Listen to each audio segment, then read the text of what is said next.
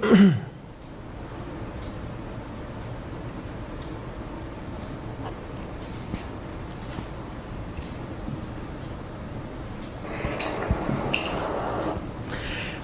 साथियों, स्वागत है आप सभी का वाईफाई स्टडी 2.0 पर। मैं हूं अंकित अवस्थी। आप हैं मेरे साथ में एक ऐसे सेशन पर चर्चा करने के लिए जो कि इस समय बहुत ज़्यादा एक्सपेक्टेड है। एक्सपेक्टेड इसलिए है क्योंकि जहां एक और सब लोग युद्ध युद्ध युद्ध युद्ध चिल्ला रहे हैं, उसी समय पर बात निकल कर आती है कि अमेरिका और रूस के रक्षा मंत्री आपस में लास्ट 3 दिनों में 2 बार फ़ोन पर बतिया लिए हैं। अब एक तरफ जहां अमेरिका अपने देश के लोगों को यह चेतावनी दे रहा है कि यदि युद्ध हुआ तो आपको क्या करना चाहिए, यानी कि परमाणु बम फटा तो क्या करना चाहिए, और दूसरी तरफ वहीं कि एक तरफ जहां आपको परमाणु बम की एडवाइजरी जारी की जा रही है, वहीं अपने रहने वाले लोगों से कहा जा रहा है कि जितना जल्दी हो सके देश खाली कर दो। लेकिन कहते हैं कि जब राम जी और रावण इन दोनों के बीच की लड़ाई हो रही थी तो अंत समय तक भी नेगोशिएशन चल रहा था, यानी कि रावण को समझाने का बहुत प्रयास किया जा रहा था। हालांकि वर्तमान परिप्रेक्ष्य में ना तो यहाँ कोई राम है ना कोई रावण है, लेकिन डिप्लोमेसी का तरीका आज भी उतना ही है। यानी कि युद्ध जब एक्सट्रीम क्षति पर पहुंचने वाला होता है, उस समय पर नेगोशिएशन को कोई भी पीछे नहीं छोड़ता है। सबके मूल में एक ही बात निकल कर आती है कि भैया एक बार लड़ने से पहले डिस्कस तो कर लो चल क्या रहा है। इसी क्रम में अमेरिका और रूस आपस में बतिया रहे हैं। आज के सेशन में चर्चा करेंगे, ये भी बताएंगे कि किस प्रकार से कई अमेरिकी सांसदों ने, जो कि बाइडेन की पार्टी से ही हैं, उन्होंने बाइडेन को खत लिखकर भेजा है और कहा है कि इस लड़ाई से किसी का फायदा नहीं है, यूक्रेन का साथ देने में कोई भलाई आ नहीं रही है, थोड़ा संभल कर चलिए। हालांकि बाद में वो लोग पलट गए अपनी बातों से, लेकिन क्या कारण है कि अमेरिका के भीतर ही अमेरिका का विरोध शुरू हो रहा है, इस बारे में आज के सेशन में हम चर्चा करेंगे। लेकिन हमेशा की तरह एज पर प्रॉमिस सेशन के साथ साथ 2 करंट की न्यूज जो कि आज के हिसाब से एकदम अपडेटेड है, उनके बारे में चर्चा करते हैं। पहला सवाल है कि रेल मंत्री अश्विनी वैष्णव ने किस रेलवे स्टेशन पर भारत के पहले एल्यूमिनियम फ्रेट रैक का उद्घाटन किया। एल्यूमिनियम फ्रेट रैक का उद्घाटन किस रेलवे स्टेशन पर किया गया है, आप कमेंट बॉक्स में इसका जवाब दे सकते हैं। वहीं दूसरा सवाल है, निम्नलिखित में से किसने धन वर्षा योजना शुरू की है, हाल ही में सुर्खियों में रही है, आप इसे कमेंट बॉक्स में बताएं। सेशन के अंत में मैं इन दोनों प्रश्नों के जवाब आप लोगों से साझा करूंगा।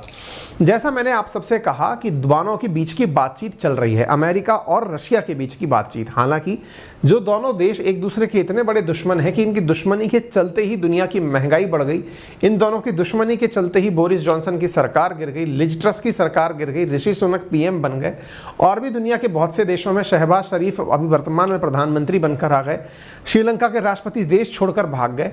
अब वो दोनों देश के अगर रक्षा मंत्री आपस में बातचीत कर रहे हैं तो इसका मतलब साफ है कि दुनिया को कुछ ना कुछ तो अल्टीमेटली देखने को मिल सकता है। ये खबर है आज से 3 दिन पहले की, जिस समय पर एक रेयर कॉल का मतलब ये कोई सामान्य घटना नहीं है। अंतिम बार मई में ये दोनों बतियाए थे, यूएस और रशिया के डिफेंस मिनिस्टर, और इन्होंने बात करी यूक्रेन के मुद्दे के ऊपर।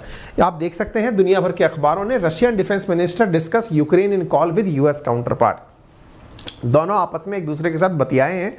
इसके बाद में फिर कल यानी दिवाली वाले दिन रशिया का जो सूगो है, यानी कि जो रशिया के रक्षा मंत्री हैं, उनकी बातचीत हुई किसके साथ, यूएस डिफेंस सेक्रेटरी के साथ।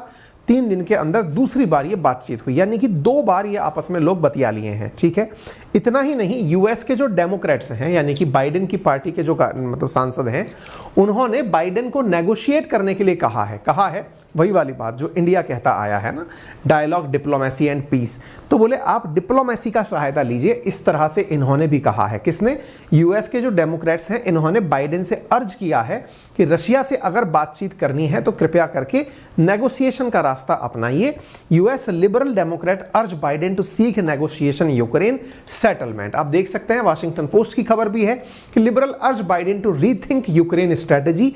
अपनी ही पार्टी के सांसद बाइडेन से कह रहे हैं कि आपका यूक्रेन को लेकर के जो नजरिया है उस पर एक बार पुनः विचार कर लीजिए, क्योंकि सब कुछ ठीक लग नहीं रहा है।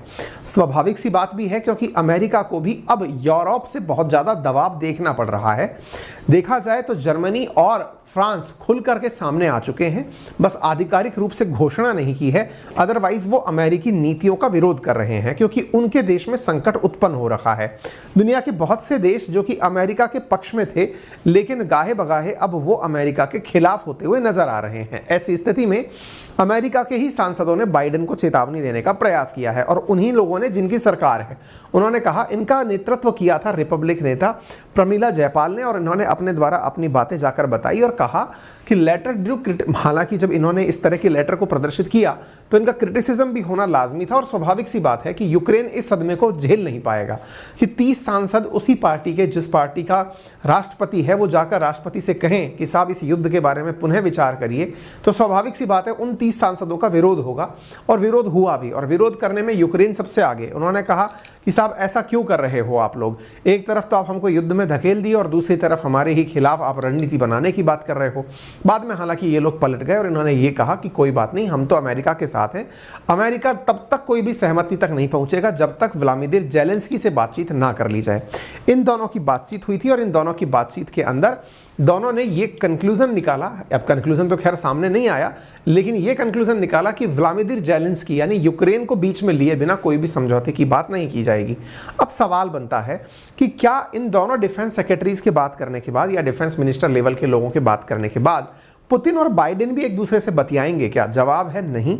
अभी इस प्रकार की कोई भी न्यूज़ बाहर नहीं आई है कि पुतिन और बाइडेन भी एक दूसरे से बातचीत करेंगे अथवा नहीं करेंगे। रशिया के गवर्नमेंट ऑफिशियल्स ने भी कहा है कि नाटो और ईयू की साथ साथ हमारी बहुत सारे देशों के साथ बातचीत हो रही है पीस डील को लेकर के। बात यह है कि हम तो करना चाहते हैं, पीस की बात करना चाहते हैं। रशिया बोल रहा है कि हमको कोई दिक्कत ही नहीं है। क्यों होगी दिक्कत? ऑलरेडी 4 क्षेत्रों को अपने अंदर मिला चुके हैं, पहले क्रीमिया मिला है, अब 4 क्षेत्र और मिला लिए, अब तो आप पीस की बात करोगे ही। तो ये कह रहे हैं कि हम तो पीस की बातचीत करना चाहते हैं, लेकिन जो यूक्रेन है वो हमारी पीस की बातचीत को इग्नोर कर दे रहा है। हमें समझ नहीं आ रहा है कि हमें क्या करना चाहिए, तो हमारी पीस के डायलॉग्स को यूक्रेन इग्नोर किया जा रहा है। तो Russia Ukraine blame each other after piece talk stall. इन्होंने एक दूसरे के ऊपर ब्लेम किया है और कहा है कि हम लोगों के बीच में सबसे बड़ी दिक्कत जो आ रही है वो ये है कि दोनों ही एक टेबल पर आकर के बातचीत करने को तैयार नहीं हो रहे हैं। रशिया के मतलब यूएस और रशिया के डिफेंस सेक्रेटरीज के बीच में आखिरी बातचीत मई में हुई थी। रशिया ने एक बात और कंसीडर की है यहाँ पर कि पुतिन और बाइडेन की मुलाकात G20 में भी नहीं होगी। हालांकि इस बात से इनकार भी नहीं किया है बाइडेन ने कि वो G20 की बैठक जो कि आने वाले 15 दिनों के भीतर 20 दिनों के भीतर इंडोनेशिया में होने वाली है, नवंबर के सेकंड हाफ में होने वाली है, क्या बाइडेन और पुतिन वहां पर मुलाकात करेंगे? इस बारे में बाइडेन ने कहा कि ये मैटर करता है, डिपेंड करता है कि किस प्रकार की परिस्थितियां रहती हैं। लेकिन जब रशिया के रक्षा मंत्री से पूछा गया, विदेश सचिव से पूछा गया, तो उन्होंने कहा कि हम लोग तो बातचीत के लिए पूरी तरह तैयार हैं, अगर कोई हमें प्रपोजल दे तो। इस प्रकार से ये देखने वाली बात होगी कि क्या यूक्रेन का मसला अब सेटलमेंट की तरफ जा रहा है, क्योंकि आने वाले कुछ ही वीक के अंदर, यानी कि आप 15-16 नवंबर के आसपास G20 की बैठक है इंडोनेशिया में, जहां अमेरिका और रशिया दोनों एक साथ पहुंचेंगे। संभव है कि वहां पर सारे देश आपस में बातचीत इनके बीच करा करके कोई ऐतिहासिक फैसला लिवा दें। अब मुसीबत यह है कि यूक्रेन के मुद्दे पर अगर दुनिया के कोई और देश आपस में सहमति बना करके नेगोशिएशन कर लिए और यूक्रेन बेचारा साइड में रह गया, ये यूक्रेन को बहुत बुरा लगेगा। ऐसी स्थिति में यूक्रेन नहीं चाहता कि उसके साथ कुछ ऐसा हो जाए कि और लोग आपस में सहमति बना करके कह दें कि युद्ध खत्म कर लो और यूक्रेन अलग पड़ा रह जाए। इसलिए यूक्रेन हर बात के बीच में कूद पड़ता है। बहुत सी न्यूज़ लगातार ट्रेंड कर रही हैं कि क्या युद्ध खत्म करना चाहता है रूस, या युद्ध के अंदर मतलब सेना बगावत पर उतर रही है। तमाम प्रकार की चीज़ें चल रही हैं।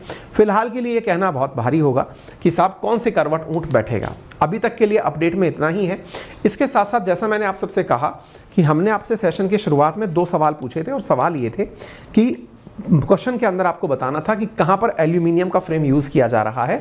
तो मैं आपको बता दूं कि श्री अश्विनी वैष्णव जी के द्वारा, जो कि हमारे मिनिस्टर ऑफ रेलवे हैं, उन्होंने इंडिया का पहला एल्यूमिनियम फ्रेट रेक जो है वो 3112 बोबरी निलासा भुवनेश्वर रेलवे स्टेशन के अंदर लॉन्च किया है। आप यहां पर देख सकते हैं, ठीक है। इसी के साथ साथ जो मैंने सवाल पूछा था आपसे कि धनवर्षा स्कीम किसने लॉन्च करी, तो वो LIC के द्वारा single premium saving and protection plan के रूप में लॉन्च की गई है, धनवर्षा स्कीम के नाम से, ठीक है। फिलहाल के लिए इतना ही जानकारी में। यदि आपको जानकारी पसंद आई हो तो इसे साझा करने का प्रयास करें। मेरा रेफरल कोड है अंकित 10, जिसका यूज करके आप पा सकते हैं अनअकैडमी पर 10% डिस्काउंट। धन्यवाद।